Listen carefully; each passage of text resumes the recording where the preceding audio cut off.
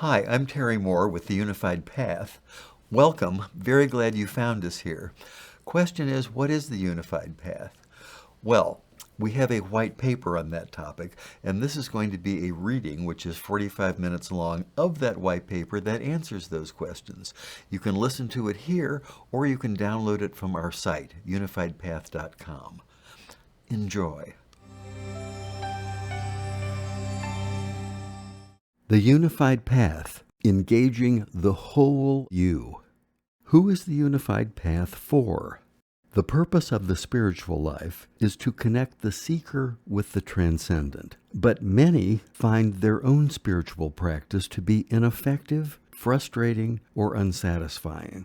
The Unified Path is for you if you are seeking enlightenment, or if you have had an intimation of enlightenment and are seeking its realization, or if you have had a deep insight about the truth but haven't discovered how to integrate it into your life.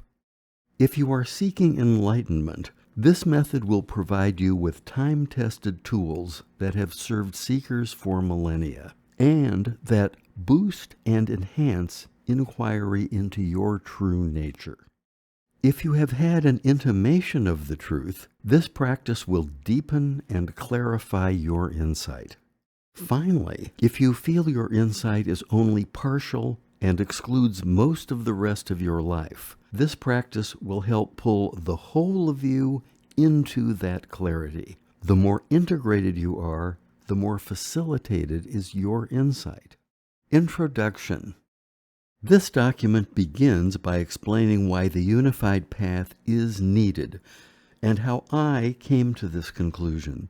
It then describes the nature of the Unified Path, its core focus, and its 4 essential elements. The last section presents an example of what a daily Unified Path practice routine might look like, followed by several examples of each of the 4 elements. I have spent much of my life as a seeker, practitioner, and finally teacher of spiritual techniques and forms. The Unified Path is the fruit of many years of experience in trying to help others realize the truth. My own spiritual yearning initiated a search that led me to perennialism. Perennialism is not a path in itself, but a perspective that honors the major traditions. It explores the Sophia Perennis, the perennial wisdom that underlies the varied religions and spiritual practices of the world that have been handed down since time immemorial.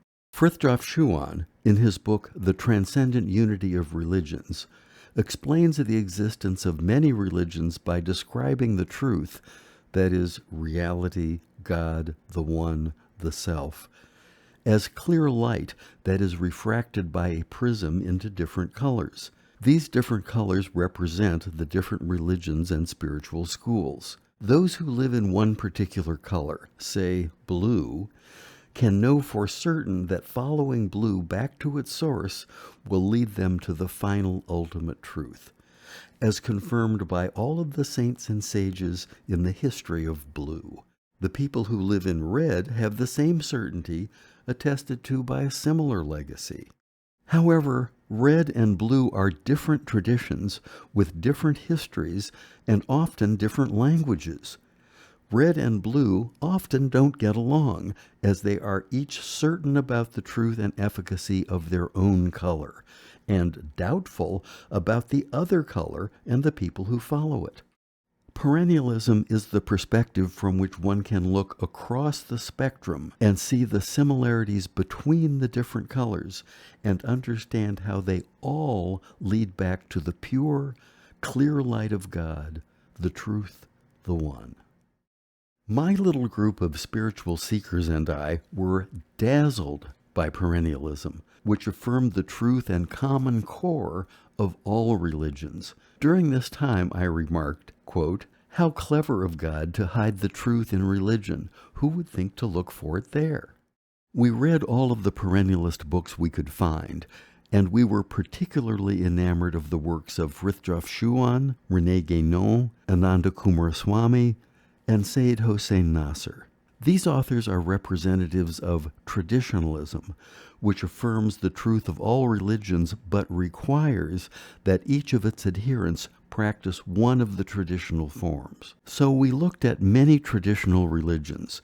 We knew we had to join one, but which one? Further exploration revealed that all the key authors we had been reading were attached to a Sufi group, which we eventually joined. I was initiated by Sheikh Isa in 1975, and over the next 40 years I became an imam, a muqaddam, and then a khalifa, and was ultimately recognized as sheikh by members of the order. However, during much of my Sufi practice, I felt that something was missing. Naturally, I assumed the problem was with me and not with Sufism itself, which over millennia had produced so many great saints and sages. The only reasonable conclusion I could draw was that I needed to practice more and harder. I did that for some time, but I still felt as if some parts of myself that I had been bringing to the path were not being fully addressed, although the presentations of the doctrine were utterly beautiful and heart-opening, and we had a wide variety of transformational practices. I would have loved to see some individualized mentoring or guidance that could help the members with their unique needs as they sought to connect with the transcendent.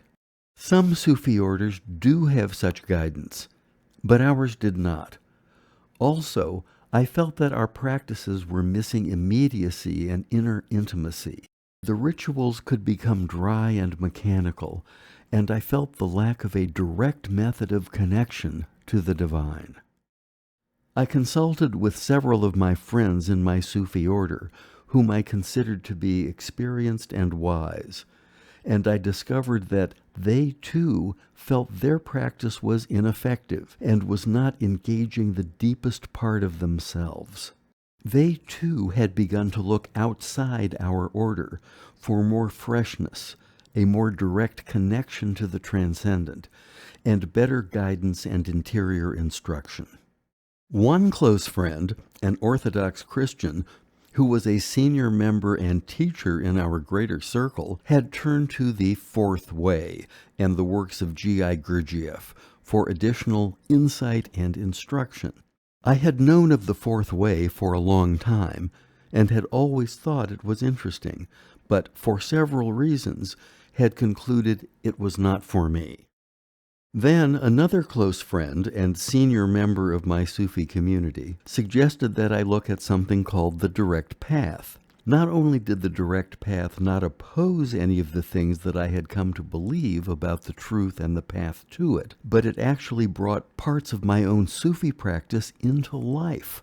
I made contact with one of its teachers and earnestly added direct path activities to my spiritual life. This combination seemed to provide all of the spiritual elements I needed. I felt that all of the parts of my person were engaged in the spiritual quest. After several years with the direct path, which is practiced largely in discussion and question and answer format, I noticed something. The conversations and insights were brilliant, but there were a good number of even long-time students who found it difficult to assimilate into their lives the valuable teachings that they were hearing. Even when they felt they were understanding the teachings, their insights weren't always becoming stabilized. And people often expressed disappointment or frustration over this failure. A very common question during these sessions tended to be, I understand that I and all things are awareness, but I don't feel that I live or experience this truth in my life. That was very interesting for me to hear. Whatever difficulties I was having with the direct path, I wasn't having these issues. I felt that what I was able to understand was being integrated into my daily life in a stable way. Why was this?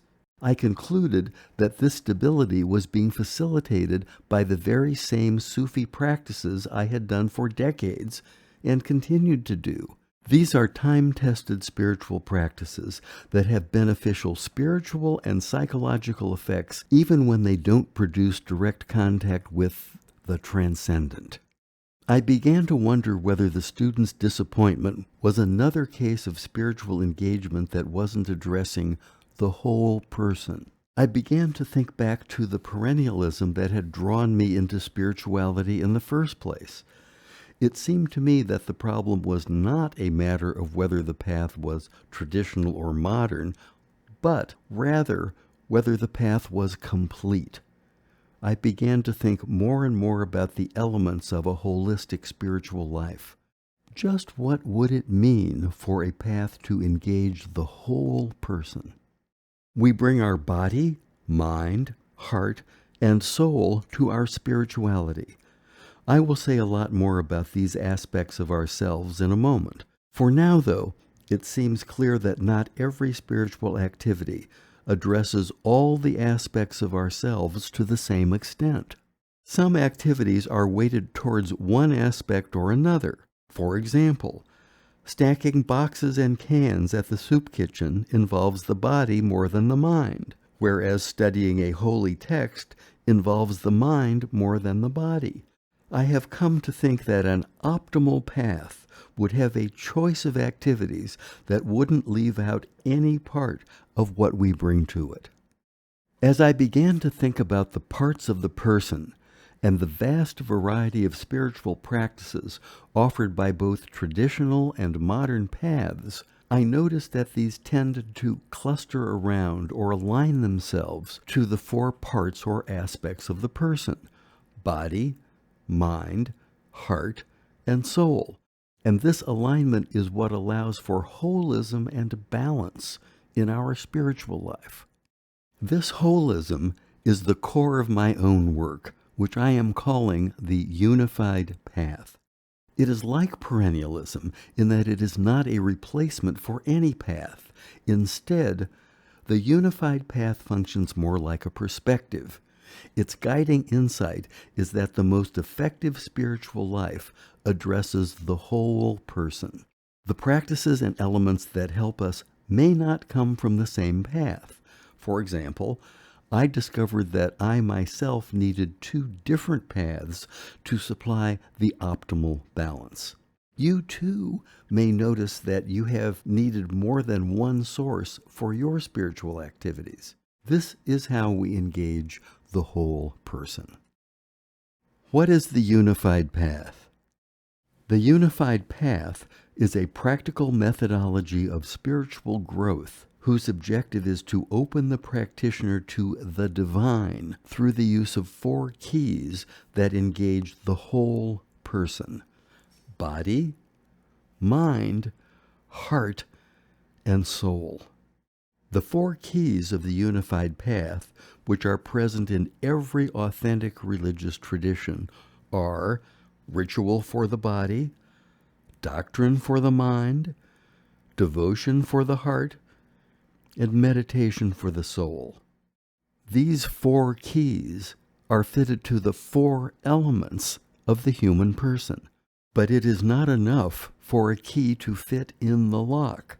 The door does not open unless you turn the key. In every unified path practice, the turning of the key is your presence. Therefore, every ritual, every exploration of doctrine, every act of devotion, every meditation must be carried out with attentive awareness. At the same time, the four keys work together to cultivate and deepen this presence by engaging the whole person. The unified path protects against the hypertrophy or deviation of any of the four levels: body, mind, heart, or soul, by opening the practitioner to the transcendent. Whether you use the unified path alone or as a complement to another tradition or path, it is necessary to practice all four of the basic methodologies. Although the emphasis given to each component will vary among individuals, ignoring an element of the path results in the atrophy of an aspect of our human nature. The unified path is a practice, not a belief system, and it is intended not to replace any religion or spiritual tradition that you may be practicing, but to make it richer, clearer, and more effective. It does not involve years of study to learn theory. It is not burdened by history or culture. The unified path is a path without guilt, shame, or artificial or arbitrary rules. It is not only within your reach, but within your hands. It is not limited to the conceptual, but can and must be put into action. The 4 elements of the unified path. The unified path consists of practices that engage all of you. All of you means your body, your mind, your heart, that is your sentiments, and your soul, that is your connection with transcendence or being. Practice of the unified path constitutes using elements that address the whole you by providing rituals, movement, and active involvement for the body, doctrine, philosophy, and theology for the mind, devotional practices such as prayer and acts of service for the heart, and meditation and self-inquiry for the soul. Before moving on, take a moment to assess your current practice by approximating the percentage of time you spend on each category. You will find that many practices can be thought of as belonging to more than one category. For example, artistic expression and the contemplation of works of art, visual arts, music, poetry, and so forth, can fit into any of the 4 categories depending on the practitioner's spiritual intention and the circumstances or even the emphasis chosen. A sacred dance could be thought of as a bodily ritual, for example. Art created, or listened to, or gazed upon, for the sake of its beauty, could be a devotional practice because it engages the heart. A beautifully sung hymn or recitation of Scripture could be worship for the heart or meditation for the soul. Expressing or reading one's deeply held beliefs in poetic form could engage the mind, or, more likely, an act of artistic expression or contemplation could engage all 4 elements of the person in different measures at the same time. This overlap is not only acceptable, but is to be encouraged. The forms these practices take are highly customizable. Any practitioner may use practices associated with their own religious tradition or different religious tradition, or adopt an eclectic combination of practices. Those who start from the context of a formal religious tradition may find other elements of the unified path within their own tradition. The object is to practice all 4 of the basic methodologies, incorporated into a balance that is both personally and practically suitable for each individual traveler. This balance may be found with the aid of a teacher, master, or guide, but such assistance is not absolutely required, as the path is complete and can be practiced individually. Practice is essential and generally requires daily participation in each element of the path. Although every spiritual practitioner must learn to persevere through times of dryness, the cultivation of mindfulness is essential. It is the turning of the key in the lock to open the door. Therefore, in order to maintain your center and not allow any practice to become rote or mechanical, you must always pay attention to what you are doing. Just as it is your presence that unites the 4 elements of the unified path, your presence unites you, body, mind, heart, and soul, into an integrated whole. Number 1, ritual. The body, the moving part. Physical rituals are an important gateway to self-awareness and, consequently, an important part of our path to know ourselves. Physical rituals combine 3 essential elements. 1, increased concentration and interiorization. 2, heightened ability to notice particular sensory signals. 3, a clearer understanding of the limits, place, and context of physical being. As a result of our concentration and increased bodily awareness, we can become much more aware of the limits of physicality and the unlimited nature of our awareness. Cultivating a sense of where the body ends and where our awareness doesn't end is an essential element of our path. This is why physical movement and ritual are essential practices in our personal journey to knowing ourself. This concentration also increases our ability to focus on our interior life, our meditation, and our interior awareness of higher things. Practicing bodily movement not only aids meditation and interiorization by helping us maintain awareness and live in the present moment, but also provides an experiential understanding of the limits of the body and the demarcation between sensory experience and awareness. Your own rituals may take any form, including acts of service, but must be a regular practice. If you currently belong to one of the world's historical spiritual traditions, you will already have physical rituals you can use. Other examples you might use include yoga, Japanese standing meditation, Tai Chi or Qigong.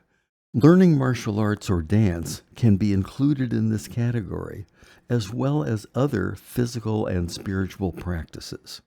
Liberation value. Absorption of the idea of the body and the world into its constituent sensory elements, and finally into awareness. Liberation via the disappearance of the separate self as doer of actions, leading to knowledge of your true nature. Virtues cultivated. Moderation, constraint, discipline, confidence, concentration, motivation. Flaws remedied. Self-indulgence, lethargy, attachment to states and experiences, inauthenticity, mistaking the controller for the true self. 2. Doctrine, the mind, the thinking part. This element involves regular study of and involvement with spiritual, doctrinal, philosophical, and metaphysical literature and holy texts. Practice can be personal study, participation in a class or spiritual group, or study under the direction of a teacher, master, or guru. Formal theological studies also have their place. A reasoned, logical system of apologetics or metaphysical foundation for the doctrine of a religion can be a fruitful way to not only engage the mind, but strengthen faith and inspire the heart by cultivating a unified worldview. Liberation value, existential understanding that one's true nature and the world is nothing other than God, the Self, Brahman, the True. Virtues cultivated, contemplation, discernment, the ability to see all as the Self. Flaws remedied, confusion, intellectualism, judgmentalism. 3. Devotion, the heart, the feeling part.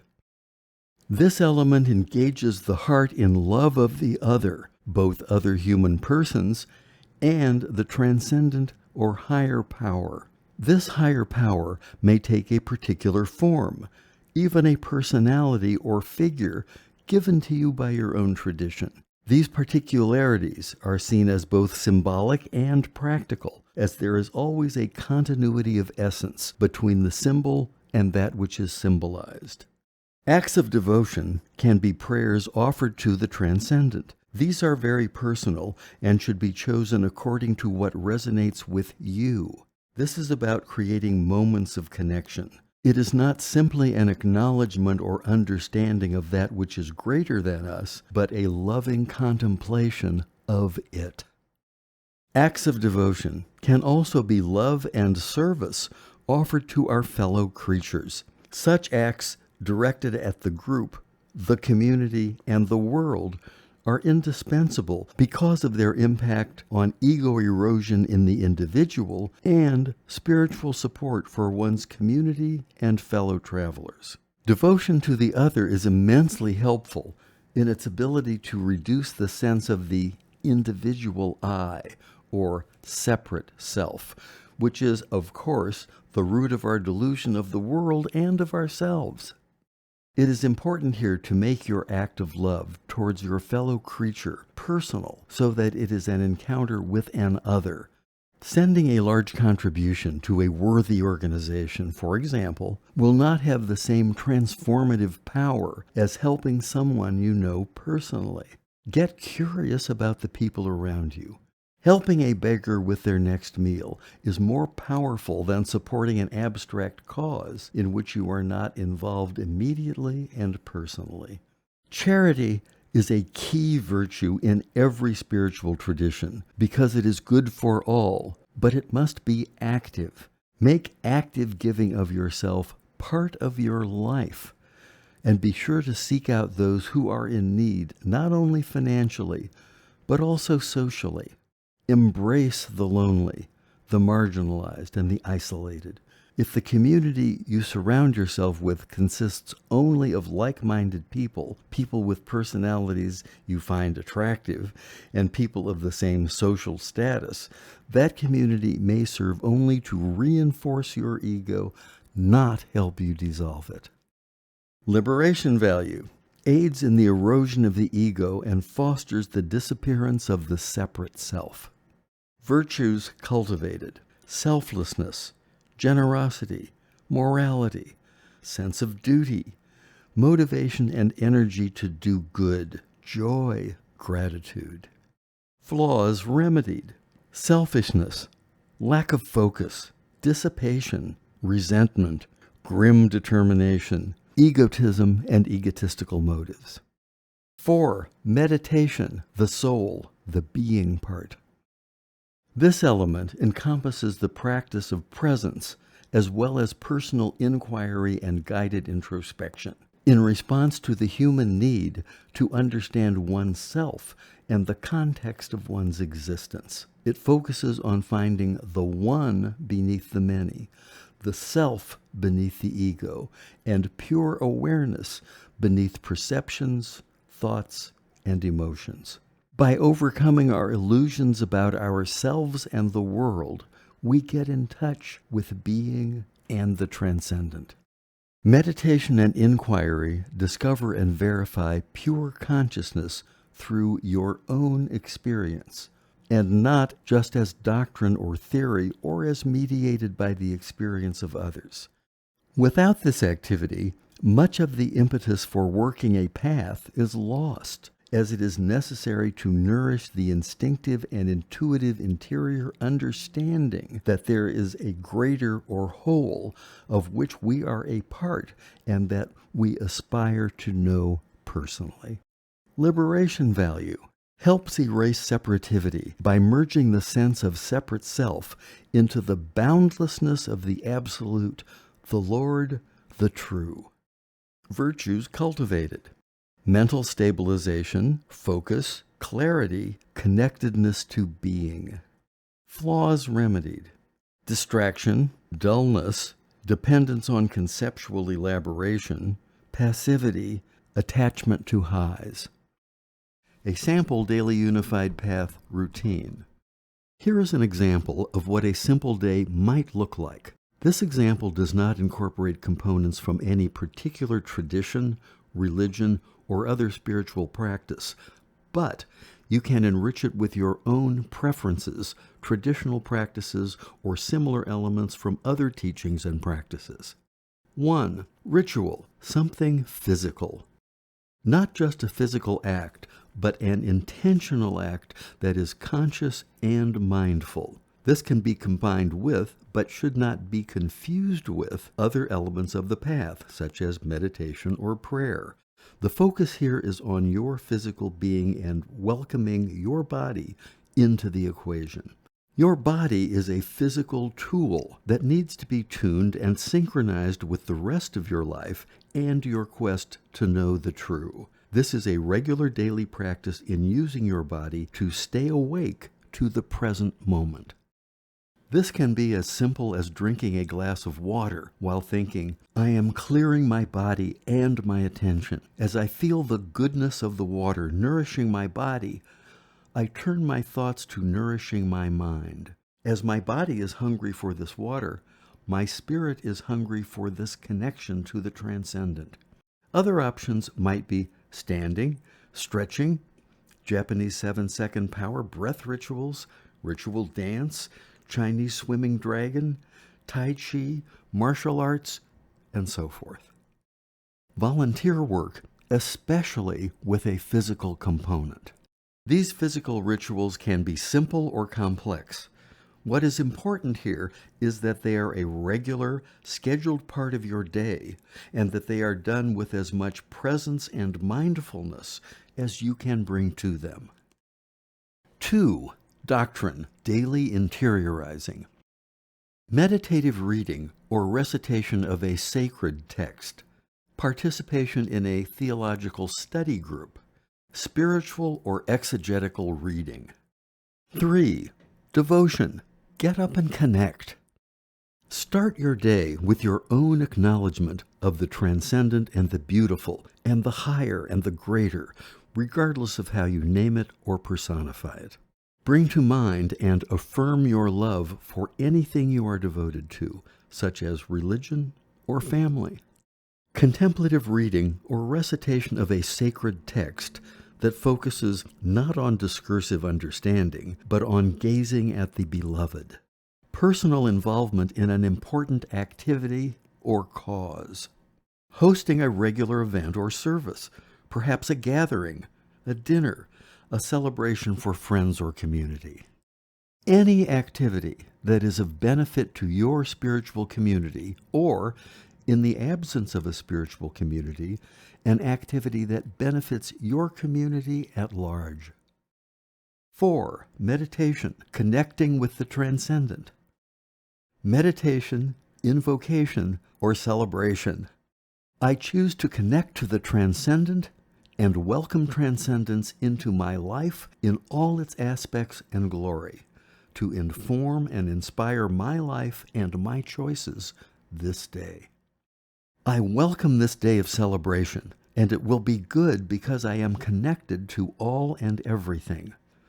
I am not alone. I am guided by transcendence. I welcome transcendence in every action. Guide me. Protect me from my ego and the impulses that take me away from the greatness offered to me by transcendence.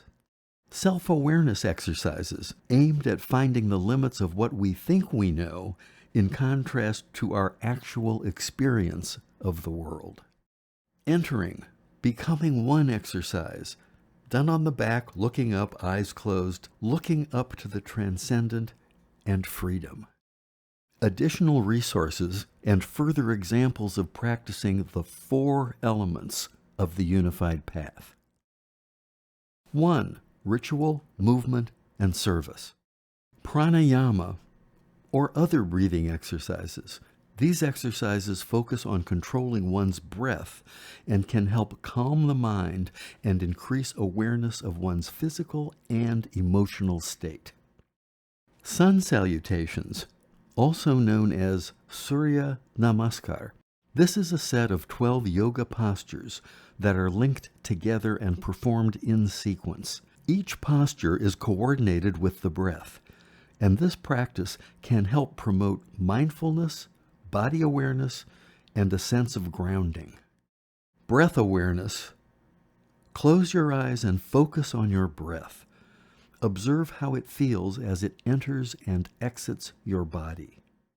Body scan. Lie down or sit comfortably and focus on each part of your body, one at a time.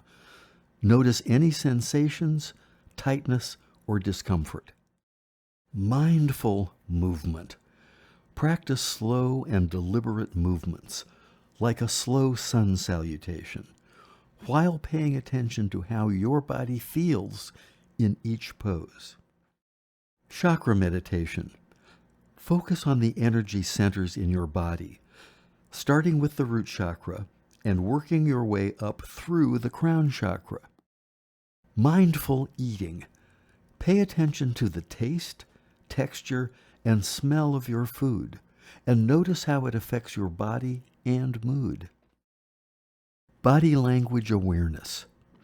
Observe how you hold yourself, your posture, and your facial expressions. Notice how they affect your interactions with others. Volunteering at a local charity or nonprofit organization or a religious institution.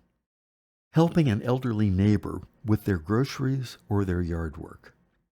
Baking cookies or cooking a meal for a friend or family member who is going through a tough time, or for someone who has had a positive impact on your life. 2. Doctrine, theology, and philosophy.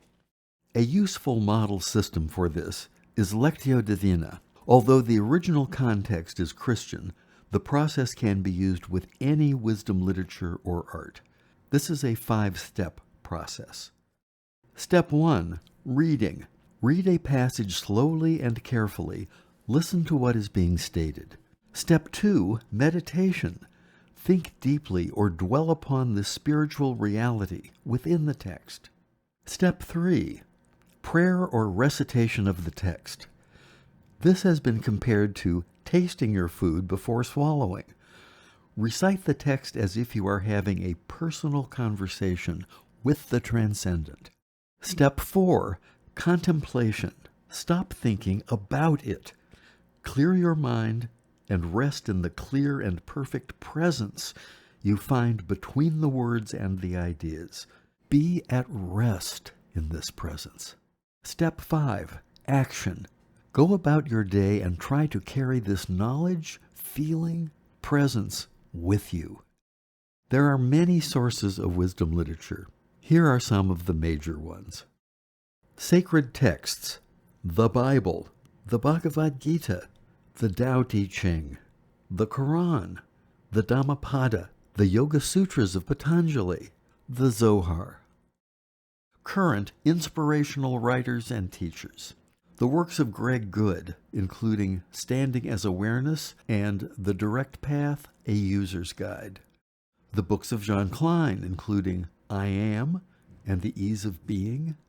The books of Francis Lucille, including Eternity Now and The Perfume of Silence. The works of Rupert Spira, including The Transparency of Things and You Are the Happiness You Seek, Uncovering the Awareness of Being. The works of Terry Moore, my own works, including the books Here Now One, Know Yourself, To God Through the World, and Doors to Awareness. His Holiness the Dalai Lama, and his book The Art of Happiness. Eckhart Tolle's book The Power of Now. 3. Devotion, prayer, and acts of love.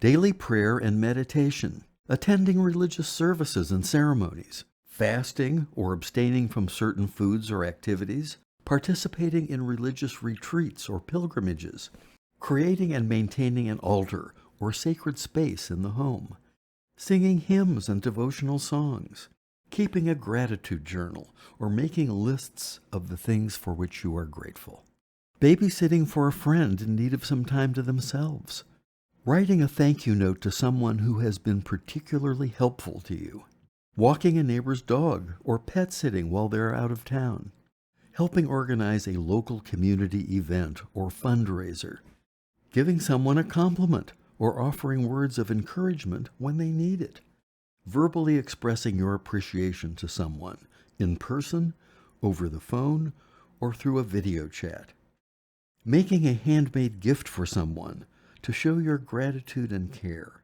sending a small token of appreciation, such as a gift card or a bouquet of flowers, sharing a positive review or testimonial about a person or business that has provided you with excellent service or products, taking the time to listen to someone's story or struggles and offering support and empathy, simply saying thank you with a smile and kind gesture, like a pat on the back or a hug. 4. Meditation, inquiry, and worship. Sample meditations on the meaning of life. As we sit in silence and stillness, let us reflect on the meaning of life. Life is not just a series of events that happen to us. It is a journey that we are all on. We come into this world with a purpose, something that we are meant to do or achieve. It is up to us to discover what that purpose is and to fulfill it to the best of our abilities. In our pursuit of happiness or success, we often forget the importance of being in the present moment. We rush through life, always chasing after something, never fully appreciating the beauty of the present.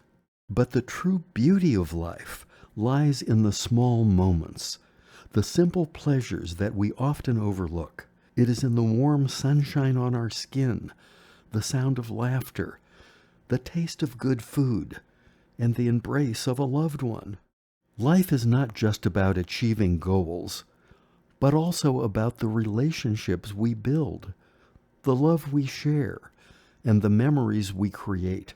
It is about making a positive impact on the world around us and leaving a legacy behind. As we conclude this meditation, let us remember to embrace each day with kindness, gratitude, and the appreciation for the moments that make life truly meaningful. On divine power, sit comfortably in a peaceful space. Close your eyes and take a deep breath. As you inhale, feel the air filling your lungs and expel the air as you exhale. Let your breath become gentle and rhythmic. Visualize a powerful, radiant light emerging from the sky above you. This is divine power that connects us all to the universe. Feel the energy of this light flowing into your body, warming you from within. Allow this light to fill you with the strength and courage you need to overcome any challenge.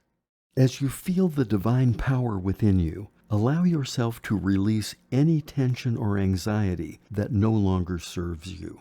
Let your mind become still and silent. Notice the thoughts and feelings that arise within you, but do not engage with them. Simply observe them and then let them go.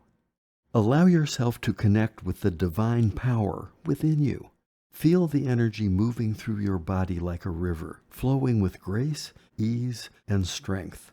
Allow yourself to open up to the light and let it guide you on your journey. Know that the divine power within you is always available to support you, guide you, and help you manifest your deepest desires. Connect to this power whenever you need assistance, and you will be amazed at what you can achieve. Take a deep breath and exhale slowly. When you are ready, open your eyes and return to the present moment, feeling refreshed and renewed with the divine power within you. Final note: the unified path is eminently customizable, and the way it is lived may look very different from one individual to the next. Its practices can be chosen from a particular religious tradition, gathered from several different religious traditions, or even newly designed. In addition to choosing practices, a traveler may cultivate a particular focus or emphasis that expresses his personality or calling. However, the core of the unified path is regular engagement with all four elements of the human person: body, mind, heart, and soul. Thank you for listening. I would be interested in your comments and thoughts about this if you'd leave them in the comments below. Also, please like and subscribe to this channel. And if you like this paper, you can download it from our site, theunifiedpath.com. So, until the next time, remember, body, mind, heart, soul, one.